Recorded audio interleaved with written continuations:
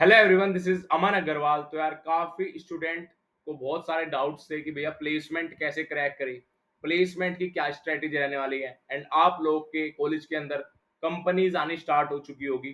देखो, जो ये सीजन होता है जुलाई से कंपनीज आनी स्टार्ट हो जाती है एंड फोर्थ ईयर के स्टार्टिंग से कंपनी आनी स्टार्ट होगी एंड फोर्थ ईयर के एंड तक आपकी प्लेसमेंट चलती रहेगी। तो पूरा का पूरा आपके पास एक कंप्लीट एक साल है आपकी प्लेसमेंट के लिए। तो बहुत सारे स्टूडेंट्स की बिल्कुल भी प्रिपरेशन नहीं है, उनको नहीं पता है कि हमें क्या क्या रिसोर्सेज क्या क्या चीजें हमें पढ़नी है जिससे कि हम एक डिसेंट प्लेसमेंट ग्रैब कर ले। तो यार आज इस वीडियो के अंदर हम बात करने वाले हैं how to crack placement in just 3 months. तो आप लोगों को 3 मंथ्स देने हैं। देखो, मैं आप लोग को पहले ही बता देता हूँ, अगर आप लोग 3 मंथ्स दे सकते हो, अगर आप लोग दिन के 5 से 6 घंटे दे सकते हो, तभी इस वीडियो को एंड तक देखना, वरना अभी के अभी इस वीडियो को स्टॉप करके हट जाना, स्किप हो जाना। क्योंकि यार देखो, इस प्रिपरेशन के लिए आपको मेहनत चाहिए, आपको हार्ड वर्क चाहिए। क्योंकि आपको कोई भी चीज आपको क्रैक करनी है, आपको प्लेसमेंट क्रैक करनी है, तो ऑब्वियसली आपको मेहनत तो करनी पड़ेगी। तो इस वीडियो के अंदर हम बात कर रहे होंगे कि हमें क्या क्या स्ट्रेटेजी क्या क्या हमें चीजें हमें पढ़नी चाहिए और 3 मंथ्स में हम कैसे एक डिसेंट प्लेसमेंट ग्रैब कर सकते हैं। तो आप इजिली अपने कॉलेज के अंदर ऑन कैंपस या ऑफ कैंपस एक डिसेंट पैकेज 8 to 10 LP का पैकेज आप इजिली ग्रैब कर सकते हो अगर आपने 3 महीने अच्छी तरीके से दे दिए। तो वीडियो को स्टार्ट करते हैं बिना किसी देरी के साथ। एंड अगर आप लोग चैनल पे नए हो तो प्लीज सब्सक्राइब कर लेना और वीडियो को स्टार्ट करते हैं। एंड प्लीज वीडियो एंड तक देखना, तभी आप लोग को चीजें समझ में आ रही होगी। अगर आप लोग, देखो मैं पहले ही बता देता हूँ आपको, अगर आप लोग बीच में से जाने वाले हो तो आप अभी चले जाना, वीडियो को बिल्कुल भी खराब मत करना, अभी चले जाना।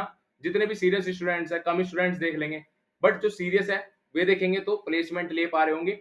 एंड जो बिल्कुल भी सीरियस नहीं है उनसे हमें मतलब नहीं है। जो सीरियस स्टूडेंट है वे वीडियो को देखे, वे प्लीज एंड तक देखना जिससे आप लोग को चीजें समझ में आ जाए। तो वीडियो को स्टार्ट करते हैं। सबसे पहले हम बात करने वाले हैं हमारे स्ट्रेटेजी के बारे में। 90 डेज, 3 मंथ्स हमारा 90 डेज में हमने कन्वर्ट कर दिया। ठीक है, तो देखो 90 डेज हमारे पास है। अब हम मान के चलते कि मेरे पास 90 दिन है और भैया 90 दिन के अंदर मुझे प्लेसमेंट रेडी कर दो। तो हम सबसे पहले जो हमारा स्टेप 1 होगा, देखो स्टेप वाइज स्टेप प्रोसेस रहने वाला है। एंड आप इजिली अगर इस चीज को अच्छी तरीके से ले लेते हो, देखो इस चीज को अगर आपने बहुत अच्छी तरीके से मेहनत करके 90 दिन दे दिए, तो आप इजिली आपके कॉलेज के अंदर जो भी कंपनी आ रही होगी उसके अंदर आप अपने चांसेस हाई कर पा रहे होगे।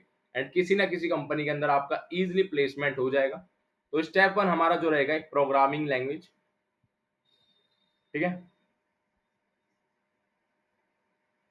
प्रोग्रामिंग लैंग्वेज सबसे पहले हमारा काम होगा कि हमें प्रोग्रामिंग लैंग्वेज अच्छी तरीके से सीखनी है। अब जब मैं प्रोग्रामिंग लैंग्वेज कह रहा हूँ तो काफी स्टूडेंट सिर्फ थोड़ा थोड़ा बेसिक करके सोचते हैं कि हमें प्रोग्रामिंग लैंग्वेज आ गई, हमने मास्टर कर ली। बिल्कुल भी ऐसा नहीं होता है। देखो, आप चाहे C++ कर रहे हो, चाहे आप जावा कर रहे हो, चाहे आप पाइथन कर रहे हो, एंड मैं अवॉइड करूंगा अगर आपने पाइथन चूज किया है तो मैं अवॉइड करूंगा। देखो, क्योंकि आपको बाद में भी दिक्कत आने वाली है। काफी कंपनीज पाइथन स्टूडेंट्स को अलाउ नहीं करती है। ठीक है, पाइथन प्रोग्रामिंग लैंग्वेज अलाउ नहीं करती है। अब अगर आप C++ और जावा करते हो, आप इनमें से कोई भी एक प्रोग्रामिंग लैंग्वेज चूज कर सकते हो, जिससे आप लोग को डेटा स्ट्रक्चर्स एंड एल्गोरिथम्स के अंदर भी हेल्प हो रही होगी, आपको रिसोर्सेज भी ज्यादा मिल रहे होंगे एज कंपेरिजन टू पाइथन। तो देखो, पाइथन प्लेसमेंट के लिए आप ना ही चूज करें तो बेटर रहेगा। तो मेरी रिकमेंडेशन रहेगी, मेरी हाईली रिकमेंडेशन रहेगी कि आप C++ और जावा के बीच में से कोई भी, देखो सोचना नहीं है। आप C++, अगर आपको C++ के बेसिक्स आते हैं तो आप C++ अच्छी तरीके से पढ़ सकते हो। अगर आपको जावा आती है तो आप जावा में कंटिन्यू कर सकते हो। तो आपको यहाँ पे 5 डेज प्रोग्रामिंग लैंग्वेज के अंदर देने हैं। ठीक है, 5 डेज के अंदर आपको अपनी प्रोग्रामिंग लैंग्वेज अच्छी तरीके से कर लेनी है। अगर मैं बोल रहा हूँ अच्छी तरीके से, तो मतलब आपको बिल्कुल डेप्थ नॉलेज होनी चाहिए। अगर मैं बिल्कुल कोई भी कोड आपसे लिखवा रहा हूँ जावा के अंदर या C++ के अंदर, तो आप इजिली लिख पा रहे हो। ठीक है, तो आपको अपनी डेप्थ नॉलेज, देखो डेप्थ नॉलेज जब तक नहीं करोगे, जब तक आप प्रोग्रामिंग लैंग्वेज नहीं सीख पाओगे। तो C++ या जावा कोई भी एक प्रोग्रामिंग लैंग्वेज पिक करो एंड 5 दिन अपने 5 घंटे, 4 से 5 घंटा एक दिन में दोगे तो आप इजिली, मैं मान के चल रहा हूँ कि आपने पहले बिल्कुल प्रोग्रामिंग लैंग्वेज नहीं की, तब भी आप लोग इजिली कर लोगे। अगर आप 5 से 6 घंटा दिन के दोगे तो आप 5 दिन के अंदर प्रोग्रामिंग लैंग्वेज कर पा रहे होगे। अब चलते हैं स्टेप 2 के अंदर। तो स्टेप 2 क्या रहने वाला है, अगर अब मैं मान के चलता हूँ कि आपने एक प्रोग्रामिंग लैंग्वेज कर ली एंड जिन स्टूडेंट्स ने सारी चीजें कर ली, आपका एक बार रिवीजन हो जाएगा, आपकी एक बार प्रैक्टिस हो जाएगी इस स्ट्रेटेजी को फॉलो करना। इस स्ट्रेटेजी की हेल्प से आप अपना रिवीजन कर पा रहे होगे एंड आप इजिली एक अच्छी प्लेसमेंट ले पा रहे होगे। सो अब चलते हैं स्टेप 2 पे, जिसका नाम है DSA, data structures and algorithms. तो देखो डेटा स्ट्रक्चर्स एंड एल्गोरिथम्स के अंदर हमें क्या करना है, मैं आपको ये भी बताऊंगा कि आपको कौन कौन से टॉपिक्स करने हैं। अब यहाँ पे आता है एरेज। अगर आप देखो ये आपका 8 to 10 LP, 10 LP तक का ही आपका रहेगा। अगर आपको उससे ज़्यादा लेना है तो आपको थोड़ी सी मेहनत और करनी पड़ेगी, बट 3 मंथ्स में आप 10 LP तक ही, 8 to 10 LP तक ही निकाल पाओगे। अब मैं आपको आपके लिए कह दूं कि हाँ भाई 3 महीने के अंदर आप 50 लाख का निकाल लोगे, तो ये पॉसिबल नहीं है, ये लॉजिकल पॉसिबल नहीं है, ठीक है। तो मैं आप लोग को बिल्कुल रियल चीज बताऊंगा, जो चीज हो रही होगी वो चीज हम बताएंगे। एरेज, उसके बाद string, then link list, then stack, then queue. आप चाहो तो स्क्रीनशॉट भी ले लेना, ठीक है, आप इसका स्क्रीनशॉट ले सकते हो कंप्लीट रोड मैप का। वरना अगर आप कहोगे तो मैं आपको ये PDF डिस्क्रिप्शन के अंदर दे दूंगा, तो कमेंट सेक्शन के अंदर जरूर बताना, ठीक है। तो अब देखना, ये हो गया हमारा एरेज, ये हो गया string, link list, stack, Q. उसके बाद सॉर्टिंग एल्गोरिथम्स। देखो सॉर्टिंग एल्गोरिथम्स आपसे काफी ऑन कैंपस इंटरव्यू के अंदर पूछी जाएगी, तो मैं हाईली रिकमेंड करूंगा सारी की सारी सॉर्टिंग, 4 से 5 सॉर्टिंग एल्गोरिथम्स होती है, उनको अच्छी तरीके से करके जाना। देखो बिल्कुल भी हमें रिस्क नहीं लेना है, इसलिए आप सॉर्टिंग एल्गोरिथम्स को अच्छी तरीके से कर लेना। उसके बाद हमारा आता है हैश मैप, जो काफी इंपॉर्टेंट टॉपिक होता है, देन रिकर्जन।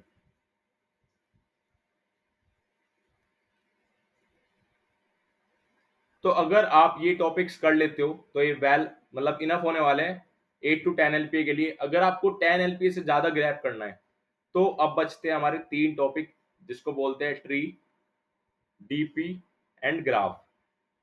तो देखो अगर आपको 10 LPA तक की जॉब चाहिए तो आप इस पार्ट को छोड़ के बाकी टॉपिक्स कर लोगे तो आप इजीली ग्रैब कर लोगे।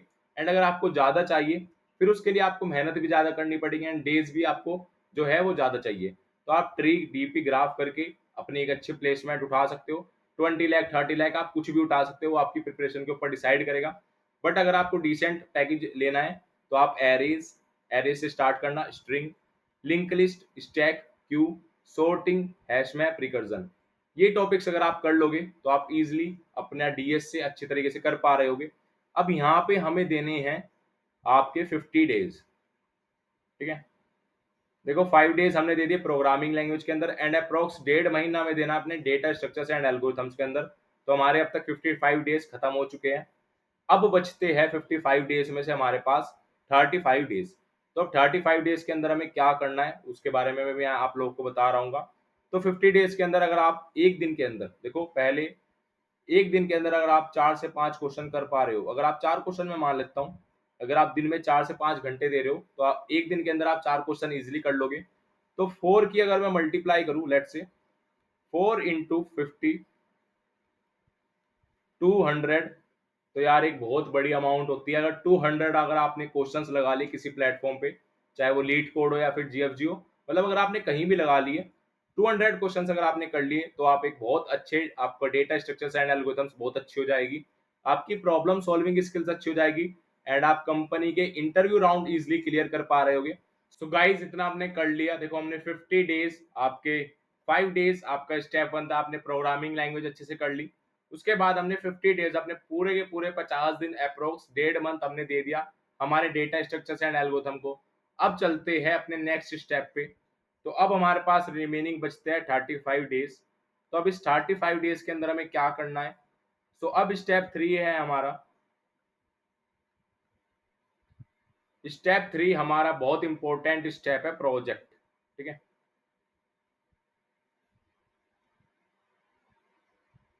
अब देखो काफी स्टूडेंट्स प्रोजेक्ट के अंदर बहुत दिक्कत करते हैं, बहुत उनको प्रॉब्लम होती है कि हम प्रोजेक्ट कैसे बनाए, किस टॉपिक पे बनाए। एंड रेज्यूमे के अंदर अगर आपके 2 प्रोजेक्ट एटलीस्ट नहीं होंगे तो वहां पे आपका रेज्यूमे बहुत ज्यादा वीक लगेगा। तो आपको एटलीस्ट 2 प्रोजेक्ट आपको मेंशन करने हैं अपने रेज्यूमे के अंदर।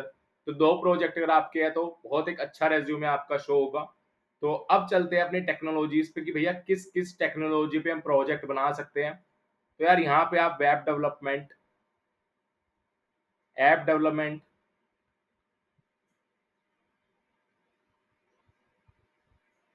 मशीन लर्निंग,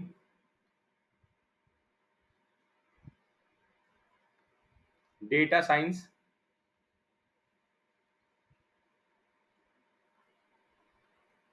या फिर अगर आपको जावा बहुत अच्छी तरीके से आती है तो आप जावा बैकएंड पे भी कोई प्रोजेक्ट बना सकते हो, जो एक बहुत बढ़िया रहता है। जावा की बहुत ज़्यादा डिमांड है, ठीक है।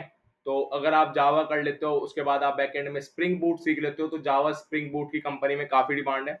तो देखो, हमें प्रोजेक्ट बनाना है तो उसके लिए हमें एक टेक्नोलॉजी आनी चाहिए, एंड बहुत एक जल्दी जो सीखी जा सकती है वो वेब डेवलपमेंट एक ऐसी टेक्नोलॉजी है जिसपे हम जल्दी जल्दी सीख के जल्दी से प्रोजेक्ट बना सकते हैं।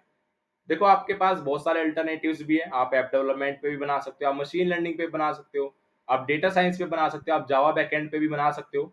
देखो, अगर आपने पहले से कोई भी अपनी टेक्नोलॉजी पढ़ी है, सपोज आपने ऐप डेवलपमेंट पढ़ी है, तो मैं रिकमेंड करूंगा कि आप उसी टेक स्टैक पे बनाना। एंड अगर आपने अब तक कोई भी टेक्नोलॉजी नहीं पढ़ी है, तो मैं आपको रिकमेंड करूंगा कि आपको वेब डेवलपमेंट उठा लेना है, एंड उसमें आपको मर्न स्टैक, या फिर आप मर्न स्टैक में से आप या तो सिर्फ फ्रंट एंड सीख सकते हो या फिर आप बैक एंड सीख सकते हो।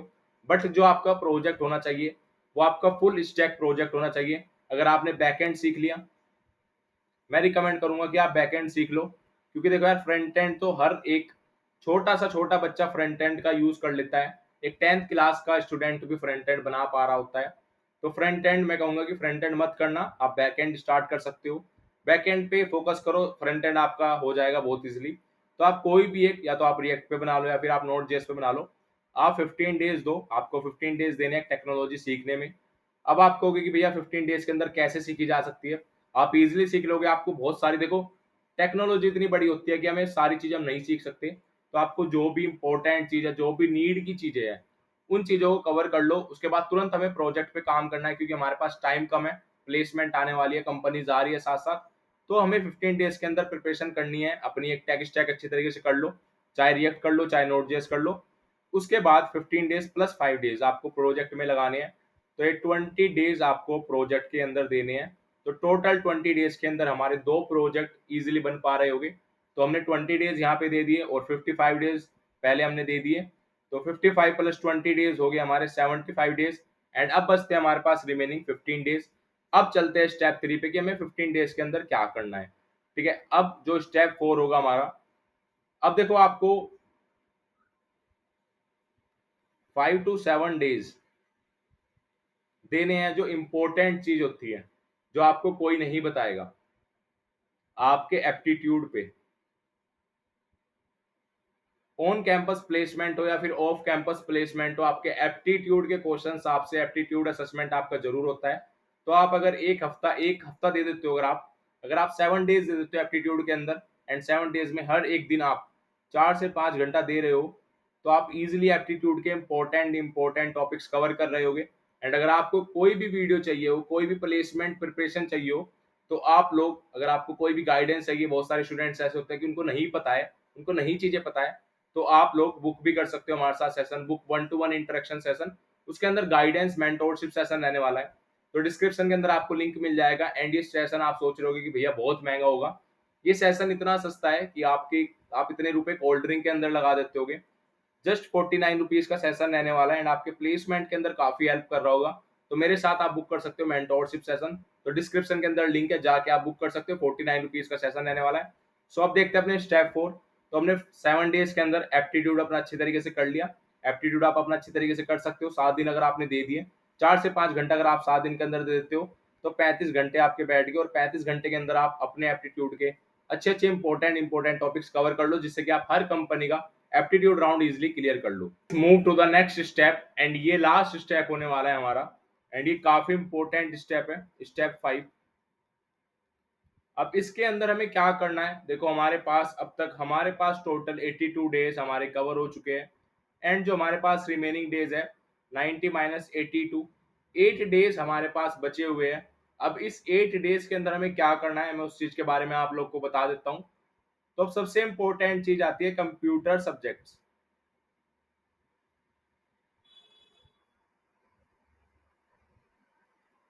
अब तक हमने प्रोग्रामिंग लैंग्वेज देखी, डीएसए देखा, प्रोजेक्ट देखा, एप्टीट्यूड देखा।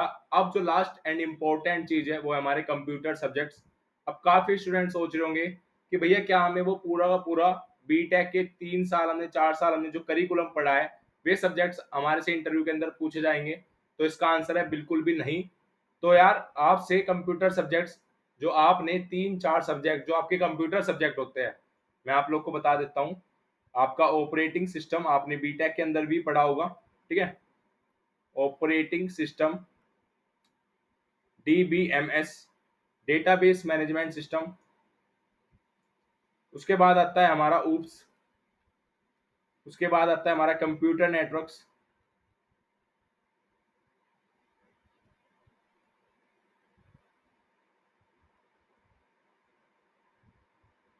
तो ये 4 चीज हमारी इतनी इंपॉर्टेंट होती है, operating system, DBMS, oops, computer networks, ये आप लोग को पता होने चाहिए, इनकी आप लोग को नॉलेज होनी चाहिए।